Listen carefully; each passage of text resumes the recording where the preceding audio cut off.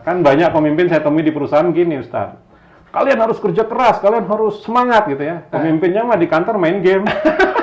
Misalkan nanti kan harus berhadapan dengan katakanlah teman seperjuangan gitu ya, umurnya sama dengan kita. Lalu tiba-tiba kita harus memberikan teguran, sanksi kah gitu ya, atau apapun lah yang sifatnya harus mendorong dia untuk bekerja lebih baik gitu kan.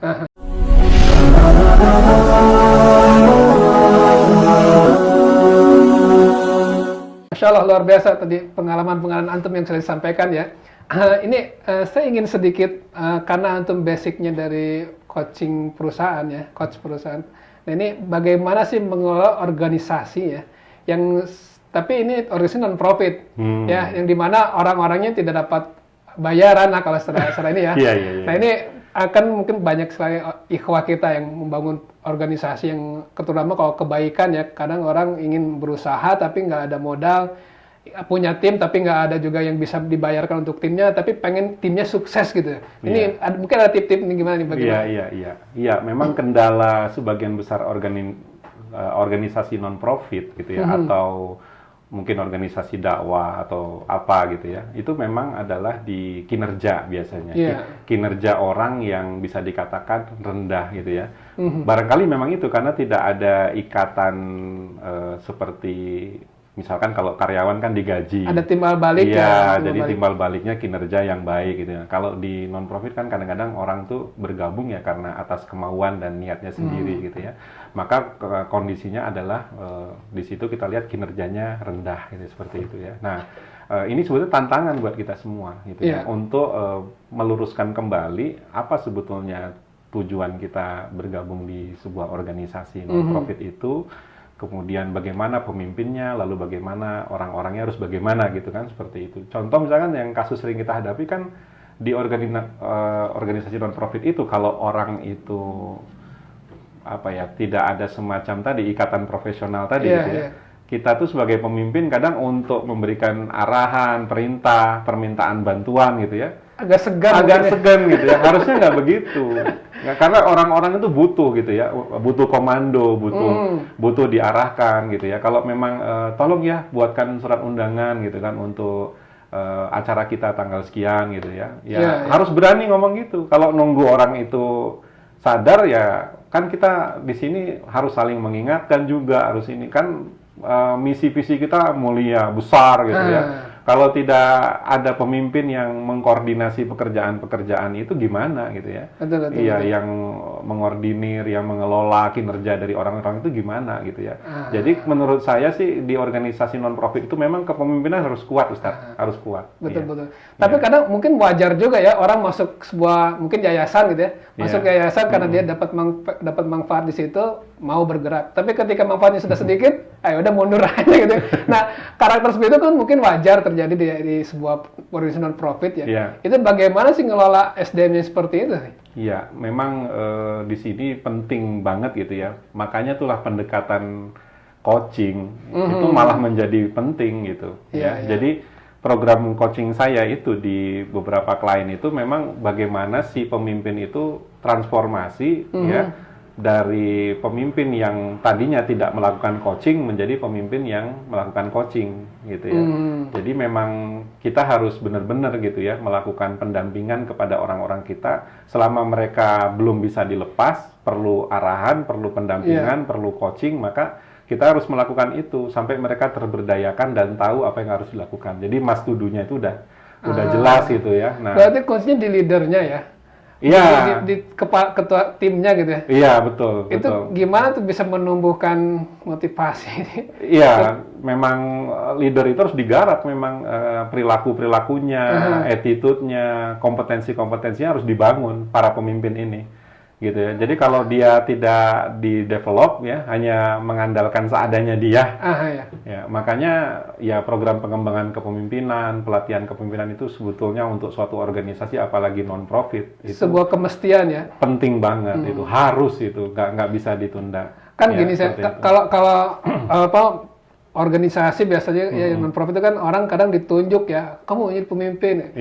Itu bagian ini. Jadi mungkin motivasi dia sebagai leader tuh kurang kuat. Kurang kuat. Beda dengan orang yang punya karisma, dia sudah punya leadershipnya udah kuat, itu kan beda, dia mudah mengolah. Nah, bagi kita nih mungkin ada ya yang lemah dari sisi itu. Gimana tuh caranya biar saya pengen jadi kuat di dalam kepemimpinan di sini karena udah jadi amanah gitu, terutama pejuang-pejuang kebaikan yang punya amanah besar. Gimana nih mengelola tim-timnya untuk kebaikan itu? Ada tips nggak? Minta tips terus. Ya, sebagian besar memang organisasi-organisasi itu ya, terutama di non-profit itu polanya gitu. Tunjuk, nanti kita lihat. Bisa nggak? Kalau nggak ganti. Gitu ya. Salah sebenarnya. Yang bagus itu gini. Bagusnya sih tunjuklah orang yang memang sudah layak untuk menjadi pemimpin. Yang memang kita pandang bisa. Nggak boleh gitu asal tunjuk kan, seperti itu. Dan kalau misalkan gini, nggak ada lagi resources, nggak ada sumber daya yang lain gitu ya, maka sebetulnya lebih bagus tuh calon-calon pemimpin tuh ada sekolahnya dulu. Kayak orang mau nikah, kayak orang mau nikah kan ada sekolah pranikah. Gitu. Kalau orang mau mimpin ada sekolah kepemimpinannya dulu.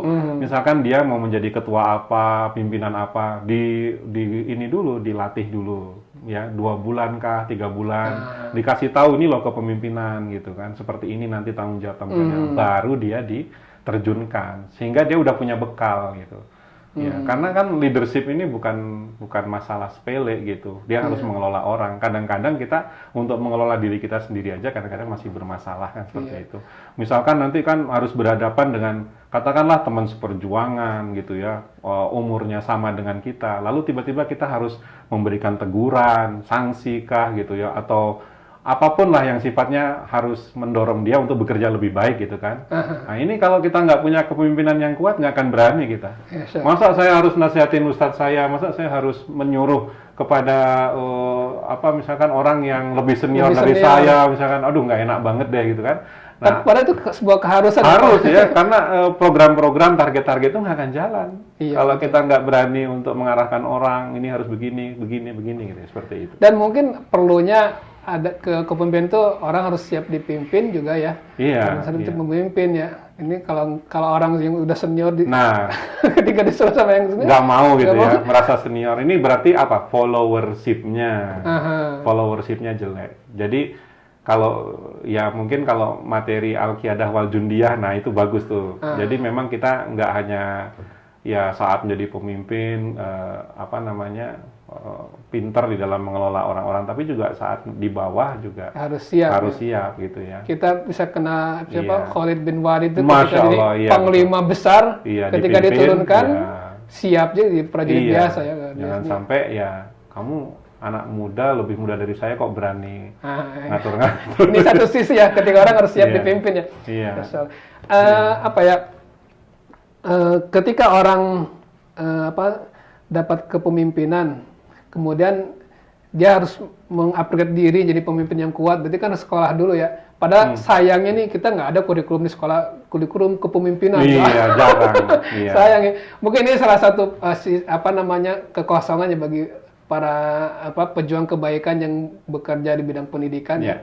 Kurikulum kepemimpinan itu baiknya dimasukkan di kurikulum sekolah ya. Tapi alhamdulillah sekarang ada bidang-bidang khusus yang mengenai kepemimpinan ya. Salah satunya Infiskos ini. Alhamdulillah. Saya promosikan ya. Dengan sisi ini kita bisa melengkapi ya ketika seorang pengen jadi leader, bukan pengen jadi leader. Ketika dapat amanah jadi leader, jadi pemimpin, harus dibekali dengan kepemimpinan ini. Jangan sampai kita pas jadi pemimpin terkaget-kaget. Kok ada orang yang begini ya? Kok ada orang yang begini ya? Kok ada orang yang begini ya? Jadi terutama untuk organisasi non-profit atau katakanlah organisasi dakwah gitu ya, kayak yang banyak kita mungkin ketahui gitu ya. Memang tantangan kepemimpinan itu lebih kompleks, lebih berat gitu kan. Iya, karena itu tadi faktor tidak adanya kafala atau tidak ada ikatan gaji dan lain itu kan lebih lebih. Jadi, apa sih tipsnya tuh kalau misalnya kita punya tim yang besar gitu, kita pengen menggerakkan tapi kita memang benar tidak membayarnya gitu, itu tipsnya biar mereka bisa bergerak dengan militan yang kuat tuh ada. Sebetulnya sama aja seperti tips kita tadi saat menjadi murabi. Jadi di tim itu harus dibangun dulu soliditas ya kan, harus dibangun dulu kedekatan. Lalu kita dengerin aspirasi tim tuh, dia tuh mau apa sebetulnya yang mau diwujudkan. samakan dulu cita-citanya, visinya. Kadang-kadang kan tim itu merasa gini loh, kata pemimpin tuh dia udah orasi nih, kita harus begini begini begini, kata hati tim tuh, itu kan maunya kamu. Iya, beda. Saya kan beda lagi. Nah, itu saya gimana? di sini karena terpaksa tahu gitu. Nah itu Gitu. Jadi karena saya di sini karena nggak ada pilihan lain. Kalau kamu kan iya, kamu mau meluaskan dakwah di wilayah itu, antum kan mau. Saya kan nggak seperti antum dalam hati mereka. Nah ini yang harus disamakan dulu, Ustadz. Disamakan dulu. Kita tuh mau punya cita-cita apa gitu ya. Kenapa kita ada di tim ini gitu kan. Disamakan dulu, dengerin aspirasinya. Baru setelah itu mulai kita menginspirasi mereka. Ingat, pemimpin harus jadi teladan. Ya, kita nyuruh mereka rapat evaluasi pekanan, kitanya malah nggak hadir, kitanya telat aja, kitanya lupa lah apa gitu kan. Akhirnya karena nggak bisa menjadi teladan ya repot gitu. Jadi pemimpin teladan iya, gitu ya? Pemimpin itu harus menjadi teladan dalam kinerja terbaik. Iya. Performanya harus di atas yang lain. Jadi itu energi untuk menggerakkan tuh keteladanan dari kita. Ya? Kan banyak pemimpin saya temui di perusahaan gini, Ustaz. Kalian harus kerja keras, kalian harus semangat gitu ya. Pemimpinnya mah di kantor main game. Saya punya pengalaman menarik nih, Sir. Pengalaman waktu di workshop ya, karena saya kerja di workshop kan di perusahaan teknik. Ini saya punya seorang atasan ya. Itu kalau sudah beliau bilang satu kata, semua tim ngikutin. Padahal sudah capek, udah lama, berarti ada proyek besar, terus harus selesai dalam sepekan, dan itu harus lembur bermalam-malam gitu kan. Nah, orang tuh udah nggak mau, tapi ketika bilang satu kata, akhirnya mereka berjalan. Apa tadi kata rahasianya? Wayahnya katanya. Ini bahasa Sunda ya, bahasa Sunda. Kalau saya ketika dibilang wayahnya Pi kerjain ini, wah itu dengan kata begitu semua orang tim, oh yaudah.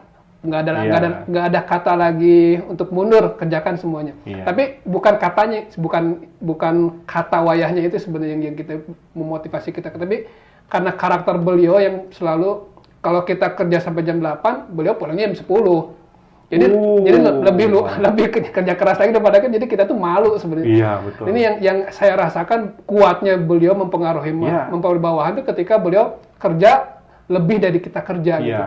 Jadi mungkin itu ya keteladanan yang makanya buku pertama saya itu judulnya High Performance Leadership, kepemimpinan berkinerja tinggi. Karena kalau pemimpin itu kinerjanya lemot, itu bawahnya lebih lemot lagi, lebih nggak semangat lagi. Kalau pemimpinnya aja udah angin-anginan, apalagi bawahnya. Masya Allah. Iya, makanya pemimpin ini apa yang dilakukannya dan tidak dilakukannya itu berpengaruh bagi bawahannya. Gitu ya.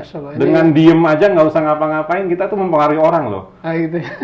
Sok gitu. Ya? Iya, nggak usah ngejar target, nggak usah mengejar sasaran-sasaran dakwah, nggak usah bekerja keras untuk meraih ini gitu ya. Orang lebih parah lagi. Ya, kalau ya dalam hati, kalau Anda saja tidak peduli, apalagi kami gitu. Anda aja sebagai pemimpin tidak maju ke garis terdepan gitu ya untuk meraih target itu, apalagi kami. Masya Allah, biasanya makanya berat pemimpin itu. Kalau panutan kita yang terbesar Rasulullah SAW itu memang uswatun hasanah ya. Ketika perang beliau maju sendiri di depan. Iya, bukan hanya nyusun strategi. Oke, kalian berangkat, saya tunggu di sini ya. Enggak ya. Ditunggu kabar baiknya. Masya Allah. Ini bikin kita malu ya. Kalau kita sebetulnya ini sedang mencambuk diri sendiri saat. Kalau kita sebagai murabi kadang pengen orang baik, kitanya sendiri harus jadi uswah yang terbaik ya. Ya, contoh kalau dikaitkan dengan kasus murabi, dia yang bikin jadwal pekanan, dia juga yang memindah-mindahkan harinya, dia juga yang bilang izin pekan ini off dulu ya halakohnya. Wah, kalau murabi aja udah begitu. Apalagi mat'unya gitu kan. Masya Allah. Ini bilang ke siapa? Nggak tahu saya. Jangan sampai kita begitu maksudnya gitu kan. Iya. Alhamdulillah sih sejak dulu hingga sekarang saya nggak ketemu murabi yang begitu, yang apa namanya, yang apa ya, malah dia menunjukkan tidak semangat kepada dakwah gitu. Aneh kan? Dia yang selama ini menginspirasi kita untuk berdakwah, malah dia yang nggak bersemangat untuk menunjukkan perjuangan di jalan dakwah ini. Masya Allah, Masya Allah. Luar biasa ya. Ini para pejuang kebaikan tentunya nilai besar bagi kita ya ketika menjadi inspirator di daerah masing-masing ya. Ketika kita memberikan semangat, tentunya kita sendiri yang harus kuat semangat itu ya. Ketika kita memberikan kebaikan, kita sendiri yang harus melakukan pertama dan yang membuktikan ya bahwa ini adalah jalan kita gitu ya. Iya, Luar iya, biasa iya. ya. Jadi memang keteladanan itu nomor satu ya, Ustadz. Ya? Iya, Ustadz juga ingetin saya ya kalau nanti saya tampak seperti tidak bersemangat ya. Masya Allah. Gunawan itu Pak nah jadi gitu. Ya, ini fungsinya kita berjamaah mungkin ya. Iya, betul, betul. Jadi ketika sendiri semangat turun, harus ada orang yang menyemangati ya. Iya, betul. Karena itu juga alamiah ya, orang turun naik semangat. Asal jangan keseringan aja Ustadz. Satu hal lagi ya, ketika kita punya tim saja, Iya. kita punya target nih. Kadang kita tuh semangat di awal, terus setelah semangat itu sekian lama kita malah lupa malah ya dengan target kita itu ya. Iya. Bukannya turun sampai akhirnya lupa, dan nanti lagi ketemu ketika evaluasi baru nih, oh iya kita punya program ini. Nah, ini bagaimana ya mengelola hal seperti itu ya? Iya. Iya, nah disinilah pentingnya evaluasi berkala. Pentingnya kita memberikan feedback atau umpan balik berkala kepada tim kita. Jadi pemimpin itu harus terus fokus pada target-target gitu ya, yang ingin dicapai oleh organisasinya. Jadi mereka harus terus memantau angka-angka capaian itu. Ya, lalu bertanya, why? Kenapa kok ini belum tercapai? Kenapa program ini belum jalan? Kenapa ini kok belum terlaksana? Makanya rapat pekanan itu harus jalan ya untuk evaluasi tim. Karena kalau itu tidak berjalan ya kemungkinan besar kita akan fail atau gagal gitu ya. Rapat gitu. evaluasi. Iya, evaluasi gitu. Apa kendala tim, apa masalahnya gitu ya. Kadang-kadang kan sampai gitu terbuka itu timnya gitu ya.